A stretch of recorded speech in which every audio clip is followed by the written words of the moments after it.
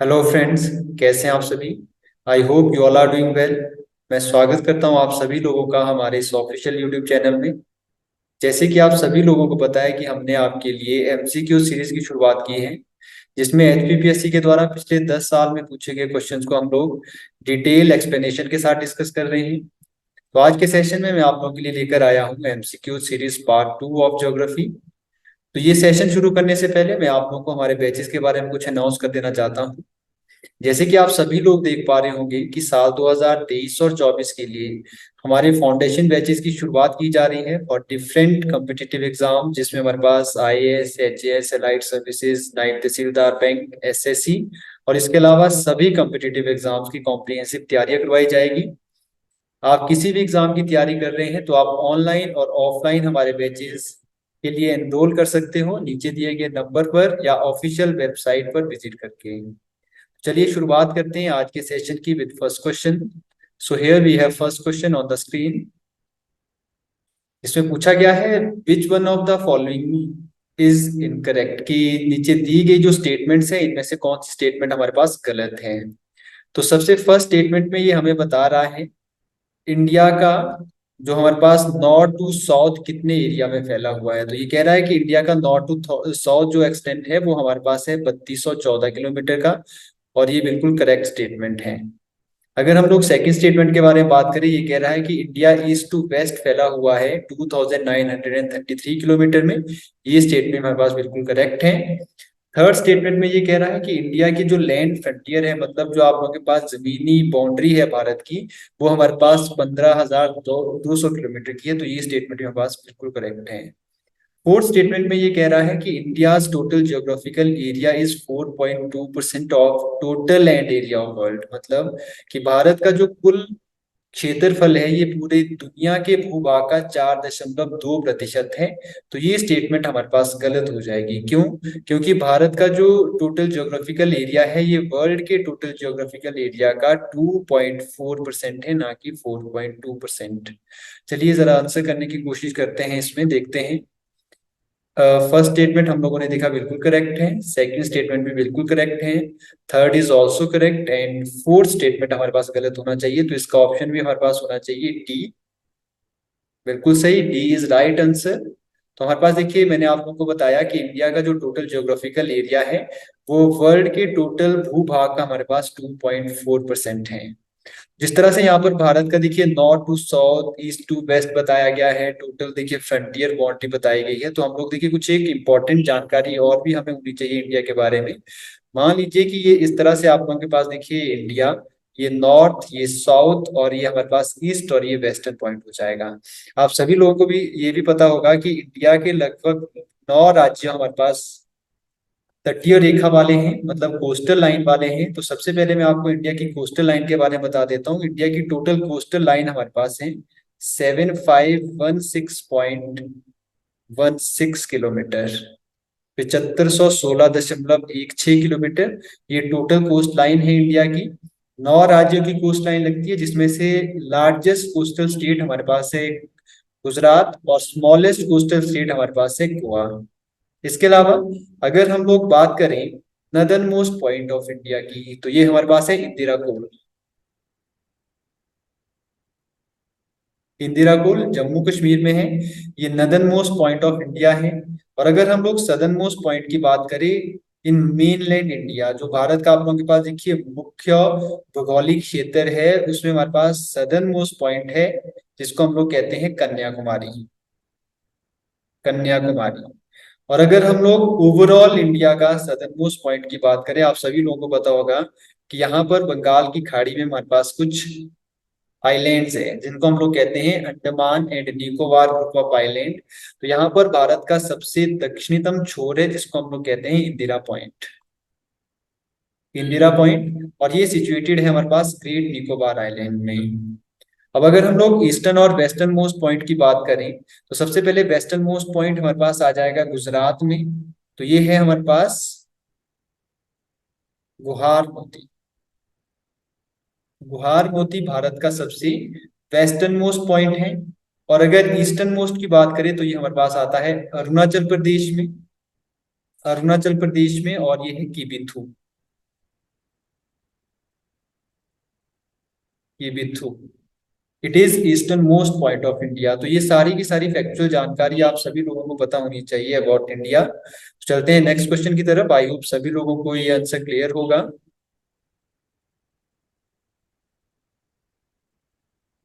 Question number second में पूछा गया है which is the correct descending order in term of the length of river. कि लंबाई के आधार पर देखिए नदियों का अवरोही क्रम कौन सा सही है। तो ऑप्शन नंबर ए में ये कह रहा है कि गंगा, गोदावरी, कृष्णा और नर्मदा। सेकंड आप लोगों के पास है Ganga, Krishna, Godavari and Narmada. Third option में बता रहा है गंगा, गोदावरी, नर्मदा एंड कृष्णा। फोर्थ में कह रहा है गंगा, नर्मदा, गोदावरी एंड कृष्णा।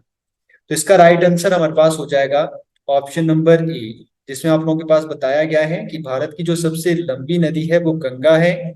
उसके बाद आप लोगों के पास देखिए आती है गोदावरी, फिर आएगी कृष्णा और फिर आएगी नर्मदा, इस सीक्वेंस में से। तो चलिए यहाँ पर इन नदियों के बारे में थोड़ी सी फैक्चुअल जानकारी हम लोग देख लेते हैं। रिवर गंगा के बारे में आप सभी लोगों को पता है, ये भारत की राष्ट्रीय नदी है और इसको नेशनल रिवर का स्टेटस दिया गया था 2009 में। और इंडिया की लॉन्गेस्ट रिवर हमारे पास गंगा है, ये ध्यान रखेंगे आप लोग। अगर हम लोग देखिए बाकी नदियों की बात करें, ये पेनिनसुलर इंडिया में बहने वाली नदियां हैं, प्रायद्वीपीय भारत में बहने वाली नदियां हैं। और पेनिनसुलर इंडिया की सबसे लंबी नदी हमारे पास है गोदावरी। अगर हम लोग गोदावरी नदी के बारे में यहाँ पर बात करें तो इसका ओरिजिन हमारे पास होता है त्र्यंबकेश्वर से, जो कि आप लोगों के पास नासिक महाराष्ट्र में है।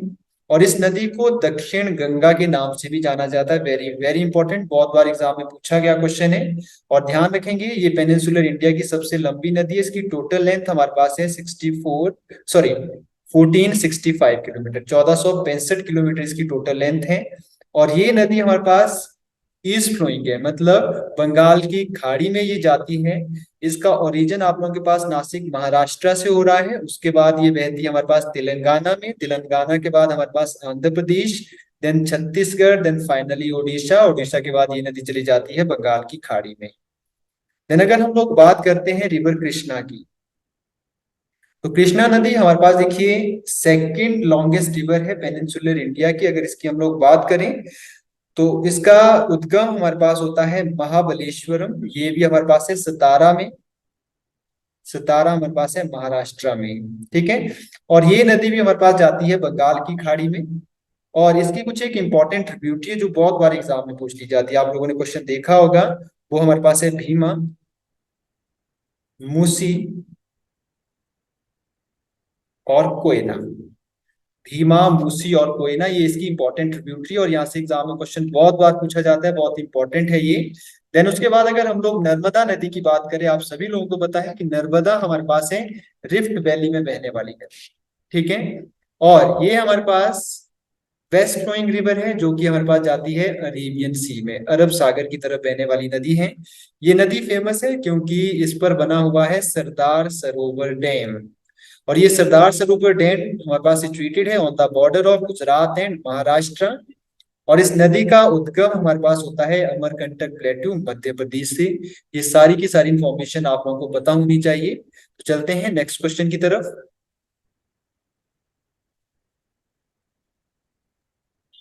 Question number three. Question number three में ये कह रहा है कि जो जुलू ट्राइब है ये कहाँ पर पाई जाती है।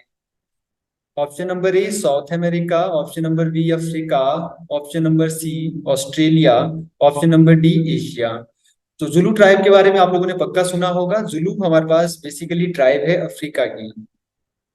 यहाँ पर बहुत बार क्वेश्चन पूछ लिए जाते हैं अफ्रीका की कुछ एक इंपॉर्टेंट ट्राइब के बारे में कि कौन सी ट्राइब कहाँ पर है। तो अफ्रीका की कुछ एक और ट्राइब्स मैं आप लोगों को बता देता हूँ जुलू के अलावा। तो यहाँ पर हमारे पास आ जाएगी मसाई ट्राइब, बहुत बार ये क्वेश्चन एग्जाम में पूछा जाता है मसाई जनजाति के बारे में। तो मसाई जनजाति है अफ्रीका की। देन एक और इम्पोर्टेंट हमारे पास है San tribe, Himba tribe and Akan tribe. ये सारी की सारी हमारे पास इंपॉर्टेंट ट्राइब्स है अफ्रीका की। चलते हैं नेक्स्ट क्वेश्चन की तरफ।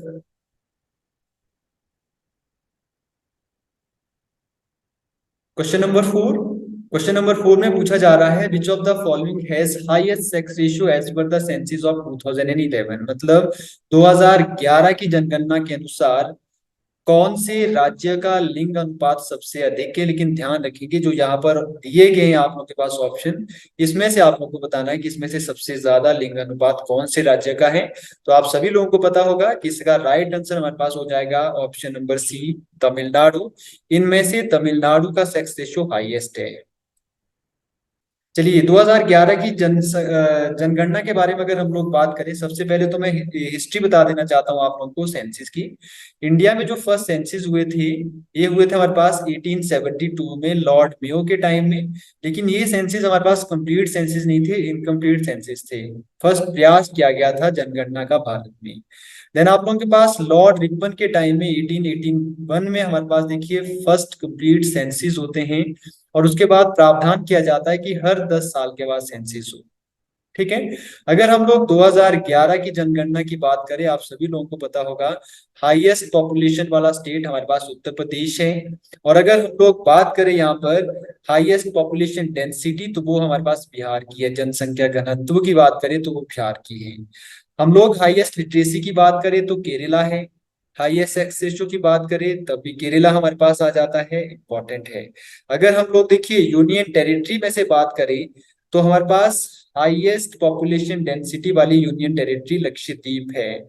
और यहीं पर हमारे पास देखिए कुछ इंपॉर्टेंट फैक्ट, अगर हिमाचल प्रदेश के बारे में हम करने की कोशिश करें, आप सभी लोगों को पता होगा 2011 की जनगणना के अनुसार हिमाचल प्रदेश का सबसे हाईएस्ट पॉपुलेशन वाला जो जिला है वो कांगड़ा है। अगर पॉपुलेशन डेंसिटी की बात करें तो वो हमारे पास हमीरपुर है।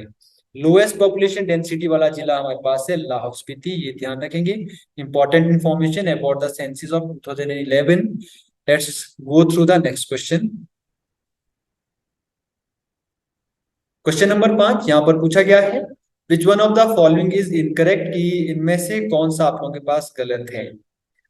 फर्स्ट स्टेटमेंट में कह रहा है कि no schedule caste population is found in Karnataka. Second option में कह रहा है majority of schedule tribe population is found in hilly areas. Third option में कह रहा है कि main occupation of schedule caste population is agriculture based activities. Fourth option में कह रहा है no caste is notified as schedule tribe. तो आप सभी लोगों को इसका आंसर पता लग गया होगा। ऑप्शन नंबर ए हमारे पास करेक्ट होना चाहिए, इसका बिल्कुल सही। ध्यान रखेंगे कि ऐसी कोई भी स्टेट नहीं है कि जहां पर आप लोगों के पास ऐसी पॉपुलेशन नहीं है, शेड्यूल कास्ट पॉपुलेशन नहीं है। हर स्टेट में शेड्यूल कास्ट पॉपुलेशन है। तो ये आप लोगों के पास देखिए यहाँ पर गलत स्टेटमेंट हो जाएगी इसमें से, और राइट आंसर हो जाएगा हमारा। चलते हैं नेक्स्ट क्वेश्चन की तरफ। यहाँ पर पूछा गया है which one of the following is largest producer of coffee in world, कि दुनिया में सबसे बड़ा कॉफी उत्पादक देश कौन सा है। Sri Lanka, Brazil, Colombia and Kenya. तो आप सभी लोगों को इसका राइट आंसर पता होगा। इसका राइट आंसर हमारे पास हो जाएगा option number B, it is Brazil. अगर इंडिया में हम लोग बात करें हाईएस्ट कॉफी प्रोड्यूसिंग स्टेट की, तो ये भी आप सभी लोगों को पता होगा, इंडिया का हाईएस्ट कॉफी प्रोड्यूसिंग स्टेट हमारे पास है कर्नाटका। देन हमारे पास नेक्स्ट क्वेश्चन है क्वेश्चन नंबर 7। यहाँ पर पूछा गया है which is the tallest dam in India, Bharat का सबसे ऊंचा बांध कौन सा है। ये तो आप सभी लोगों को पता ही होगा बिना ऑप्शन के भी। Option number A Hirakud, option number B Tehri, option number C Bhakra Nangal, option number D Sardar Sarovar. तो चलिए यहाँ पर राइट आंसर हमारे पास हो जाएगा टिहरी डैम। तो बाकी डैम के बारे में देखिए कुछ इंपॉर्टेंट इन्फॉर्मेशन हमें होनी चाहिए। सबसे पहले टिहरी डैम के बारे में आप लोगों को बता देता हूँ। टिहरी डैम हमारे पास उत्तराखंड में है ऑन भगीरथी रिवर, और ये सबसे ऊंचा बांध है। इसकी टोटल हाइट आप लोगों के पास है 260.5 मीटर, 260.5 मीटर। और अगर हीराकुंड बांध की बात करें तो ये भारत का सबसे लंबा बांध है। इसकी टोटल लेंथ हमारे पास है 4.8 किलोमीटर। और ये बांध बनाया गया है महानदी में। आप लोगों के पास देखिए जगह है सांबलपुर, उड़ीसा में। ठीक है। भाखड़ा नंगल डैम के बारे में आप सभी लोगों को पता है, ये हिमाचल प्रदेश में है। सतलुज नदी पर बनाया गया है और ये हिमाचल प्रदेश और पंजाब के बॉर्डर में है। हिमाचल प्रदेश का आप लोगों के पास जिला बिलासपुर में स्थित है। और इस डैम के कारण हिमाचल प्रदेश में सबसे बड़ी मैनमेड लेक बनती है, जिसका नाम हमारे पास है गोविंद सागर। और सरदार सरोवर बांध के बारे में अभी अभी हम लोगों ने पढ़ा, नर्मदा नदी पर है। और ये आप लोगों के पास सिचुएटेड है on the border of Gujarat and Maharashtra. चलते हैं नेक्स्ट क्वेश्चन की तरफ। क्वेश्चन नंबर 8 यहाँ पर पूछा गया है, which one of the following pair is not correctly matched. Pair number 1 दिया गया है, पीटर्सबर्ग ऑफ इंडिया कहा जाता है जमशेदपुर को। ऑप्शन नंबर 2 आप लोगों के पास दिया गया है, बॉस्टन ऑफ इंडिया कहा जाता है अहमदाबाद को। Option number C, silicon silicon valley of India कहा जाता है हैदराबाद को। Option number D, Deccan queen of India कहा जाता है पुणे को। तो यहाँ पर हमारे पास देखिए इनकरेक्ट जो पेयर है वो हो जाएगा ऑप्शन नंबर सी, क्योंकि सिलिकॉन वैली ऑफ इंडिया कहा जाता है बेंगलुरु। अब ध्यान रखेंगे कि इस तरह के क्वेश्चन बहुत बार एग्जाम में पूछ लिए जाते हैं। यहाँ पर क्वेश्चन पूछा जाता है सिटी और उसका निकनेम, तो ये सारे इन शहरों के निकनेम हैं। भारत का आप लोगों के पास देखिए पीटरबर्ग कहा जाता है जमशेदपुर को, बोस्टन ऑफ इंडिया कहा जाता है अहमदाबाद को, सिलिकॉन वैली ऑफ इंडिया कहा जाता है बेंगलुरु को, दक्कन क्वीन ऑफ इंडिया कहा जाता है पुणे को। ये ध्यान रखेंगे, इंपॉर्टेंट क्वेश्चन है, बहुत बार एग्जाम में पूछे जाते हैं। तो देखते हैं राइट आंसर जरा, बिल्कुल सी आप लोगों के पास हो जाएगा, silicon valley of India Hyderabad नहीं है बेंगलुरु है, तो ये इनकरेक्ट मैच हो जाएगा। Then we have next question, यहाँ पर पूछा गया है, in which state of India is Kaziranga national park. ये क्वेश्चन भी बहुत बार एग्जाम में पूछा जाता है, आप लोगों ने देखा ही होगा, फेमिलियर होंगे सभी लोग इसी क्वेश्चन से। तो ऑप्शन नंबर ए में ये कह रहा है उत्तराखंड, ऑप्शन नंबर बी में कह रहा है उत्तर प्रदेश, ऑप्शन नंबर सी में कह रहा है असम, ऑप्शन नंबर डी में कह रहा है,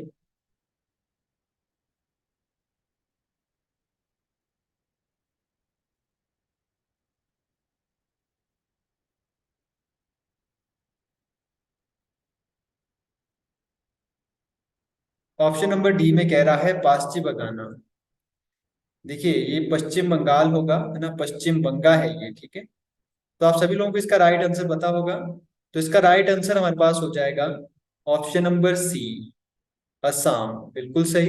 असम में आप लोगों के पास काजीरंगा नेशनल पार्क है, और ये नेशनल पार्क फेमस है वन हॉर्न राइनो के लिए, एक सींग वाले गैंडे के लिए। अगर हम लोग इंडिया के पहले नेशनल पार्क की बात करें तो वो हमारे पास उत्तराखंड का जिम कॉर्बेट नेशनल पार्क है। इसकी स्थापना 1936 में की गई थी as a Hindi national park. और अगर इंडिया के सबसे बड़े नेशनल पार्क की बात करें तो वो हमारे पास है हिमिस नेशनल पार्क, और ये हमारे पास है जम्मू कश्मीर में, है ना। अब लद्दाख यूनियन टेरिटरी का हिस्सा है ये हिमिस नेशनल पार्क, तो ध्यान रखेंगे, इंपॉर्टेंट क्वेश्चन है। चलते हैं नेक्स्ट क्वेश्चन की तरफ। क्वेश्चन नंबर 10 यहाँ पर पूछा गया है, on the coast of which state is Wheeler island, है ना। व्हीलर द्वीप कौन से राज्य के तट पर स्थित है? गोवा, गुजरात, उड़ीसा एंड तमिलनाडु। इसका करेक्ट आंसर भी आप सभी लोगों को पता होगा, इसका राइट आंसर हमारे पास है उड़ीसा। और ये इंपॉर्टेंट क्यों है हमारे लिए, क्योंकि जो ये आइलैंड है, जो आप लोगों के पास ये व्हीलर द्वीप है, इसका नाम बदला गया था, है ना। इसका नाम 2015 में बदला गया है, और इस द्वीप का नया नाम रखा गया है अब्दुल कलाम आइलैंड, ठीक है। Doctor APJ Abdul Kalam island इसका नाम रखा गया है। और ये इंपॉर्टेंट क्यों है, इसको आप लोगों के पास बनाया गया है missile testing range of India, मतलब जितनी भी भारत मिसाइल का परीक्षण करते हैं यहाँ पर किया जाता है उड़ीसा की इस आइलैंड में। ध्यान रखेंगे, कई बार एग्जाम में इस तरह से भी क्वेश्चन पूछ लिया जा सकता है कि एपीजे अब्दुल कलाम आइलैंड का पुराना नाम क्या था, तो व्हीलर आइलैंड हो जाएगा। या पूछा जाए कि व्हीलर आइलैंड को किस नाम से जाना जाता है, तो एपीजे अब्दुल कलाम आइलैंड हो जाएगा। ये भी ध्यान रखेंगे आप लोग। चलते हैं नेक्स्ट क्वेश्चन की तरफ। क्वेश्चन नंबर 11 यहाँ पर पूछा गया है, which city in India is called the garden city, है ना। भारत में बागों का शहर किसे कहा जाता है? मैं आप लोगों को बता रहा हूँ किस तरह के क्वेश्चन एग्जाम में पूछे जाते हैं।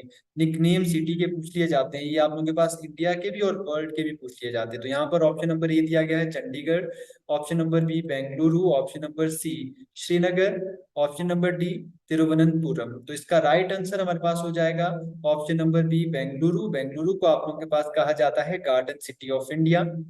चलते हैं नेक्स्ट क्वेश्चन की तरफ।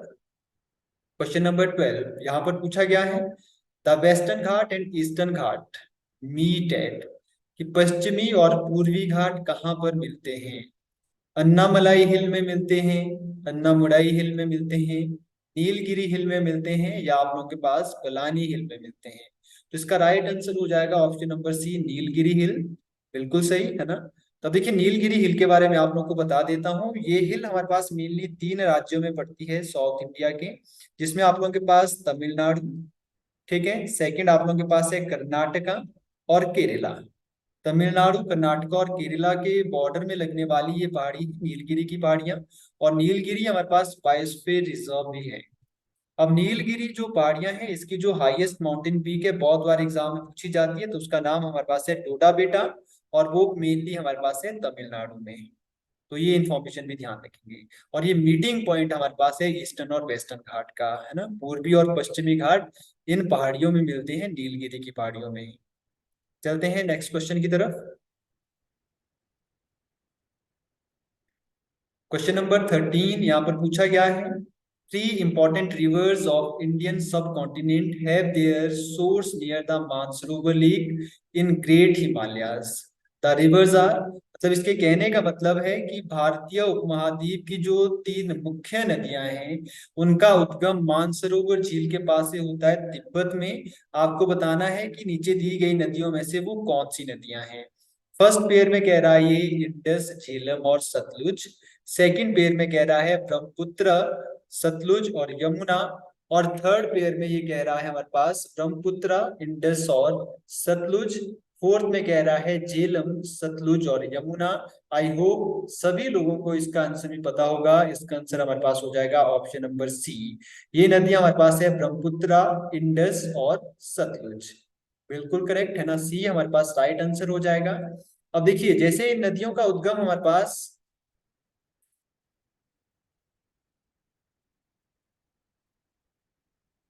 जैसे इन नदियों का उद्गम हमारे पास होता है कहाँ से, तिब्बत की मानसरोवर झील से, तो वहां पर आप लोगों के पास देखिए इन नदियों को और नाम से जाना जाता है। यहाँ पर मैं आप लोगों को बता देता हूँ, अगर हम ब्रह्मपुत्र नदी की बात करें तो तिब्बत में इसका नाम है सांगपो। अगर हम लोग इंडस की बात करें, इसका नाम है सिंगी खवाब।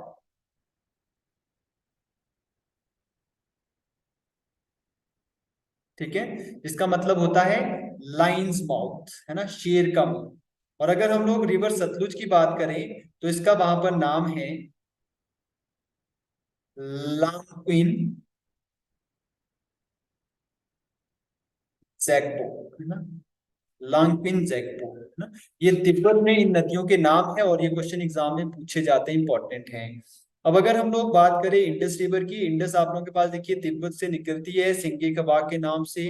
फिर ये एंटर करती है हमारे पास कहाँ, इंडिया में, और कश्मीर में बहने के बाद ये पाकिस्तान चली जाती है और फाइनली अरेबियन सी में। और ये पाकिस्तान की राष्ट्रीय नदी है, national river of Pakistan.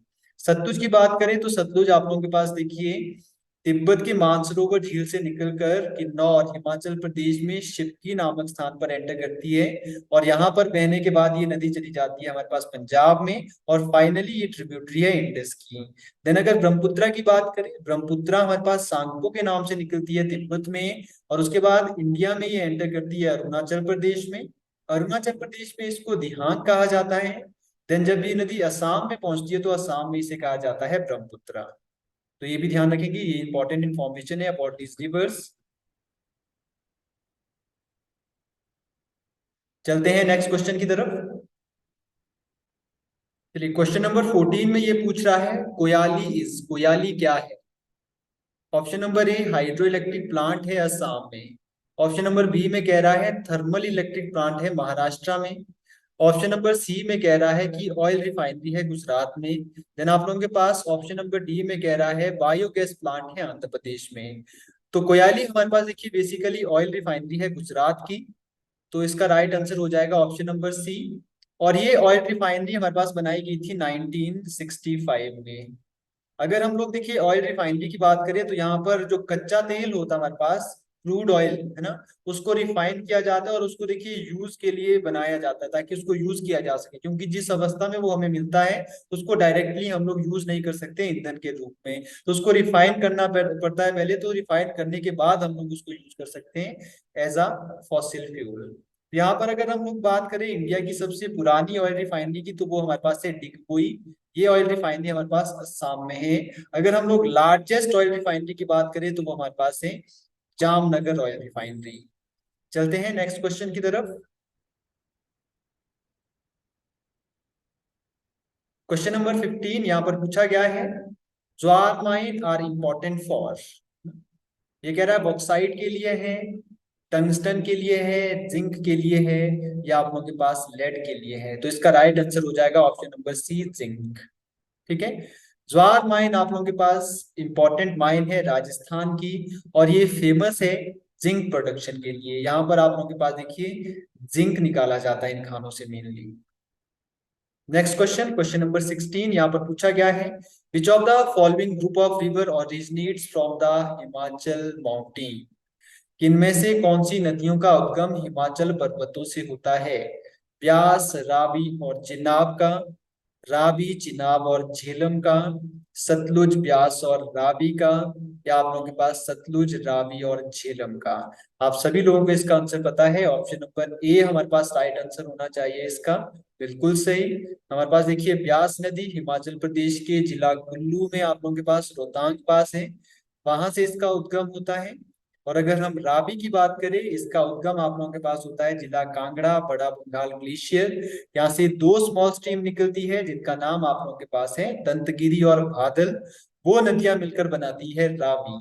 Then अगर चिनाब की बात करें, चिनाब का उद्गम हमारे पास होता है बारालाचा से, और आपको पता है बड़ा शिकड़ी ग्लेशियर के पास से इनका ओरिजिन होता है दो स्मॉल स्ट्रीम के रूप में, जिसमें हमारे पास है चंद्रा और भागा। दोनों नदियां लाहौल स्पीति के तांडी नामक स्थान पर मिलकर चिनाब बनाती हैं। अब आपको पता होना चाहिए ये तीनों नदियां हमारे पास आती है सिंधु जल तंत्र की, मतलब जो सिंधु इंडस, सॉरी, जो हमारे पास देखिए इंडस रिवर सिस्टम है उसका ये पार्ट है, ये सारी की सारी नदियां।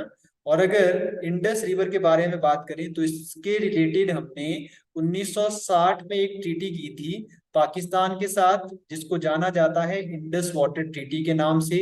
और ये ट्रीटी हुई थी अबाउट 6 मेजर रिवर्स, जिसमें आप लोगों के पास देखिए ब्यास, रावी, चिनाब के अलावा इंडस, ठीक है, सतलुज, और आप लोगों के पास झेलम, ये नदियां भी हैं। तीन ये हो गई और तीन ये हो गई। इस ट्रीटी के अकॉर्डिंग आप लोगों के पास देखिए भारत और पाकिस्तान के बीच में इन नदियों के पानी को बांटा गया है।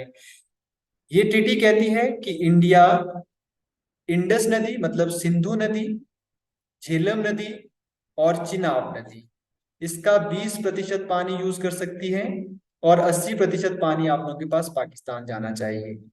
और सेकेंड इसी ट्रीटी में ये भी कहा गया है कि अगर रिवर हमारे पास ब्यास, रावी और सतलुज, इसका 80% पानी इंडिया यूज करेगा और 20% पानी जाएगा पाकिस्तान। तो इसको लेकर डिस्प्यूट होता रहता है बहुत बार इंडिया और पाकिस्तान के बीच में इंडस वाटर ट्रीटी के बारे में। तो आप ध्यान रखेंगे 1960 में हुई थी इंडस वाटर ट्रीटी। चलते हैं नेक्स्ट क्वेश्चन की तरफ। क्वेश्चन नंबर 17 यहाँ पर पूछा गया है, पेनाइन्स यूरोप में, और आप लोगों के पास एप्लाइचीन्स ये अमेरिका में, और अरावली, ठीक है, ये एग्जाम्पल है किस चीज के? ये कह रहा है कि ओल्ड माउंटेन के एग्जाम्पल है, यंग माउंटेन के एग्जाम्पल है, फोल्ड माउंटेन के एग्जाम्पल है, या ब्लॉक माउंटेन के एग्जाम्पल है? तो आपको पता होना चाहिए कि आप लोगों के पास देखिए अरावली की हम लोग बात करें तो इनको हम लोग मानते हैं इंडियाज ओल्डेस्ट फोल्ड माउंटेन। तो इसका आप लोगों के पास देखिए ओल्ड माउंटेन भी हो सकता है और आप लोगों के पास फोल्ड माउंटेन भी हो सकता है। तो मेरे हिसाब से यहाँ पर करेक्ट आंसर होना चाहिए these all are old fold mountains of world. ठीक है, सिर्फ ओल्ड माउंटेन नहीं होगा, ओल्ड फोल्ड माउंटेन हो जाएगा इसका राइट आंसर। नेक्स्ट क्वेश्चन आप लोगों के पास पूछा गया है, question number 18, almost 90% of world's fish supply comes from, कि 90% मछलियों की आपूर्ति कहाँ से होती है? ये कह रहा है कि इनलैंड वाटर से होती है, द कोस्टल ऑफ पेरू से होती है, आप लोगों के पास देखिए कॉन्टिनेंटल शेल्फ से होती है, या आप लोगों के पास ओपन सी से होती है? इसका राइट आंसर हो जाएगा option number C, continental shelf. इन्हें कहा जाता है दुनिया के सबसे बड़े फिशिंग ग्राउंड्स। अब ये कॉन्टिनेंटल शेल्फ है क्या, इसके बारे में आप लोगों को देखिए कुछ चीजें बता देता हूँ। अब देखिए मान लीजिए कि आप लोगों के पास ये है ओशन। ओशन फ्लोर को हम लोग डिवाइड करते हैं डिफरेंट डिफरेंट पार्ट्स में। अगर हम लोग इन डिफरेंट डिफरेंट पार्ट्स की बात करें कि कौन कौन से ये होते हैं, तो सबसे पहला जो यहाँ पर हमारे पास कॉन्टिनेंट के साथ लगने वाला हिस्सा होता है, इसको हम लोग कहते हैं कॉन्टिनेंटल शेल्फ। तो यहाँ पर सबसे बड़े फिशिंग ग्राउंड होते हैं, यहाँ पर सबसे ज्यादा मछलियां पकड़ी जाती है, मछली उत्पादन यहाँ पर सबसे ज्यादा होता है। और यहीं पर सबसे ज्यादा हमारे पास पाए जाते हैं कोरल रीफ भी। उसके बाद सेकंड पार्ट जो आता है किसी भी ओशन का, ठीक है, उसको हम लोग कहते हैं फिर कॉन्टिनेंटल स्लोप। पहला कॉन्टिनेंटल शेल्फ, उसके बाद कॉन्टिनेंटल स्लोप। यहाँ पर आप लोगों के पास देखिए पाए जाते हैं डिपॉजिट्स, रिजर्व्स, है ना। मान लीजिए कि ऑयल रिजर्व यहाँ पर पाए जाएंगे, है ना, ये सारी चीजें यहाँ पर पाई जाएगी, लेकिन निकाले ये जाएंगे कॉन्टिनेंटल शेल्फ से हमेशा। उसके बाद नेक्स्ट हमारे पास आता है कॉन्टिनेंटल राइज, है ना, उठना शुरू हो जाता है कॉन्टिनेंटल राइज। यहाँ पर कॉन्टिनेंटल राइज की बात करें तो यहाँ पर जो फ्लैट टॉप होते हैं, जैसे हमारे पास देखिए कोई पठार होता है, इस तरह के शेप में कॉन्टिनेंटल राइज जब होते हैं उनको हम लोग कहते हैं ग्योट्स। और अगर आप लोगों के पास ये कॉन्टिनेंटल राइज 1000 मीटर से ऊंची हाइट का है तो उसको हम लोग कहते हैं सी माउंट फिर। और उसके बाद हमारे पास आ जाता है plain area of any ocean, उसको हम लोग कहते हैं अबेसाल प्लेन। अबेसाल प्लेन, तो ये ध्यान रखेंगे। ये मेजर पार्ट्स में हम लोगों ने डिवाइड किया होता है पूरे के पूरे ओशियन को। तो यहाँ पर कॉन्टिनेंटल जो शेल्फ है ये सबसे बड़े फिशिंग ग्राउंड माने जाते हैं, जहां पर दुनिया की 90% फिशिंग की जाती है। नेक्स्ट क्वेश्चन की तरफ चलते हैं। क्वेश्चन नंबर 19 यहाँ पर पूछा गया है, the production of most metallic mineral is affected by each of the following except, कि जो आप लोगों के पास देखिए धात्विक खनिज है उसको इन सभी कारकों के द्वारा प्रभावित किया जाता है, लेकिन एक कारक इनको प्रभावित नहीं करता है, वो कौन सा है। देखिए डिस्टेंस टू मार्केट ऑब्वियसली ये प्रभावित करेगा। आप लोगों के पास देखिए कहीं पर अगर मेटेलिक मिनरल हमें मिल रहे हैं लेकिन मार्केट बहुत दूर है तो कॉस्टिंग वहां पर बहुत ज्यादा बढ़ जाती है। सेकंड कह रहा है क्वांटिटी अवेलेबल, तो कहीं पर हमारे पास देखिए बहुत कम क्वांटिटी में भी मिलता है और मार्केट दूर होती है तो उसका भी कोई ज्यादा फायदा हमें नहीं होता है, ठीक है। रिचनेस ऑफ ओर, और उसके बाद हमारे पास है वेट ऑफ ओर। यहाँ पर ध्यान रखेंगे कि इसको आप लोगों के पास देखिए प्रभावित नहीं करता है weight of ore. Next question की तरफ चलते हैं। क्वेश्चन नंबर 20 यहाँ पर पूछा गया है, intensive substantive agriculture is concentrated इन, कि ये गहन निर्वाह कृषि किस केंद्र में की जाती है, किस एरिया में की जाती है। ये आप लोगों के पास कह रहा है कि एरिया इन मेडिटेरियन क्लाइमेट, भूमध्य क्लाइमेट में की जाती है क्या, या major river valleys and delta such as Ganga, या आप लोगों के पास the plains of midwest united state में की जाती है, या आप लोगों के पास देखिए लैंड लॉक एरिया में की जाती है ये इस तरह की खेती। तो आप सभी लोग ध्यान रखेंगे ये खेती पहले होती क्या ये पता होना चाहिए। अगर हम लोग इंटेंसिव सब्सटेंस एग्रीकल्चर की बात करें तो ये वो खेती का टाइप होता है जिसमें आप लोगों के पास ट्रेडिशनल वे से पुराने टूल्स के द्वारा खेती की जाती है with the help of labour. तो इस तरह की खेती आप लोगों के पास मेनली की जाती है ये delta region of Ganga river delta में। और इस तरह की खेती में आप लोगों के पास प्रोडक्शन की जाती है सिर्फ और सिर्फ फैमिलीज के द्वारा अपने जरूरत की चीजों के लिए। ये इसका करेक्ट आंसर हो जाएगा ऑप्शन नंबर बी। चलिए चेक करते हैं जरा, बिल्कुल सही, ऑप्शन नंबर बी आप लोगों के पास इसका करेक्ट आंसर है। चलते हैं नेक्स्ट क्वेश्चन की तरफ। क्वेश्चन नंबर 21 ये कह रहा है मेडिटेरियन एग्रीकल्चर, भूमध्य सागरीय कृषि है, क्या है ये, depend upon the large quantity of summer rainfall, या ये आप लोग के पास देखिए इसको जाना जाता है for the production of grapes olive orange and figs. Figs मतलब अंजीर होता है। ऑप्शन नंबर सी, ये आप लोगों के पास one of the least productive and agriculture region में की जाती है, या आप लोगों के पास देखिए found only in the southern Europe and northern America. तो इसका राइट आंसर भी हमारे पास ऑप्शन नंबर बी हो जाएगा। इस तरह की खेती में आप लोगों के पास देखिए उगाए जाते हैं ग्रेप्स ऑलिव ऑरेंज और फिग्स। और ये खेती आप लोगों के पास की जाती है हमारे पास मेनली उस एरिया में जहां पर आप लोगों के पास पर्याप्त मात्रा में रेनफॉल होता है। और ये आप लोगों के पास लैटिट्यूड में बात करें तो 30 डिग्री से 40 डिग्री लैटिट्यूड के बीच में ये खेती की जाती है। और यहाँ पर अगर देशों की बात करें तो मेनली आप लोगों के पास कैलिफोर्निया, चिली और उसके अलावा देखिए साउथ वेस्ट ऑस्ट्रेलिया में इस तरह की खेती देखने को मिलती है सबसे ज्यादा, ये ध्यान रखेंगे आप लोग। चलते हैं नेक्स्ट क्वेश्चन की तरफ। क्वेश्चन नंबर 22 ये कह रहा है which one of the following is not biosphere reserve, Manas, second Nokrek, Pachmarhi, Ranthambore, आप सभी लोगों को इसका राइट आंसर पता होगा। रणथंभौर हमारे पास देखिए बायोस्फीयर रिजर्व नहीं है, ये नेशनल पार्क है राजस्थान में। और अगर बायोस्फीयर रिजर्व की बात करें तो इंडिया में टोटल 18 बायोस्फीयर रिजर्व है। बायोस्फीयर रिजर्व प्रोटेक्टेड एरिया में सबसे बड़ा एरिया होता है। एक बायोस्फीयर रिजर्व में आप लोगों के पास देखिए एक से ज्यादा नेशनल पार्क हो सकते हैं, एक से ज्यादा वाइल्ड लाइफ सेंचुरी हो सकती है। तो प्रोटेक्टेड एरिया में सबसे बड़ा एरिया आप लोगों के पास होता है बायोस्फीयर रिजर्व का। चलते हैं नेक्स्ट क्वेश्चन की तरफ।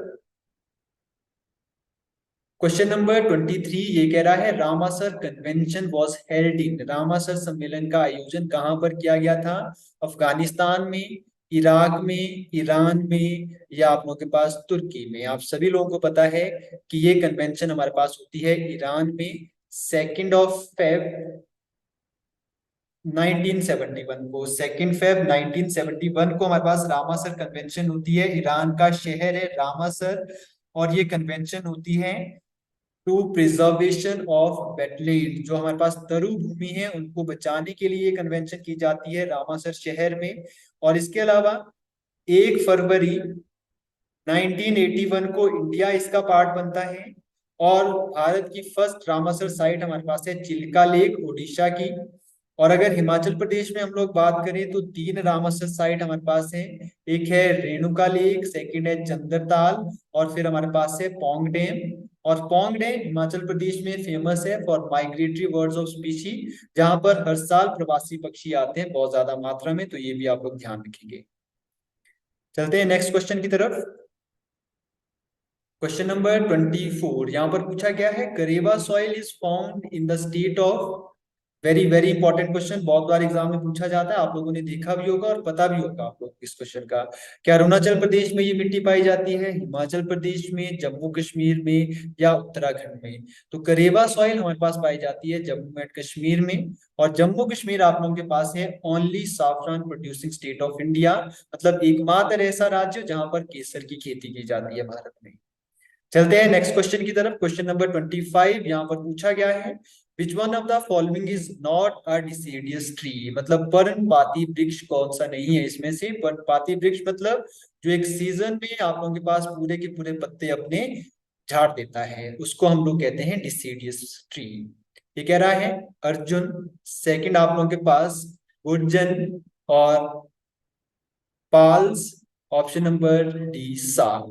तो ये हमारे पास होता है गुर्जन ट्री, है ना। गुर्जन आप लोगों के पास डिसीडियस ट्री नहीं होता है। तो ये आप लोगों के पास राइट आंसर हो जाएगा ऑप्शन नंबर बी। तो आज के सेशन के 25 क्वेश्चन कंप्लीट होते हैं। तो आज के सेशन में हम लोग इतना ही करेंगे, आज के लिए थैंक यू। बाकी नेक्स्ट सेशन आप लोगों के लिए जल्द ही लेकर आएंगे, geography part 3 coming very soon. तो आज के लिए thank you. Press the bell icon on the YouTube app and never miss another update.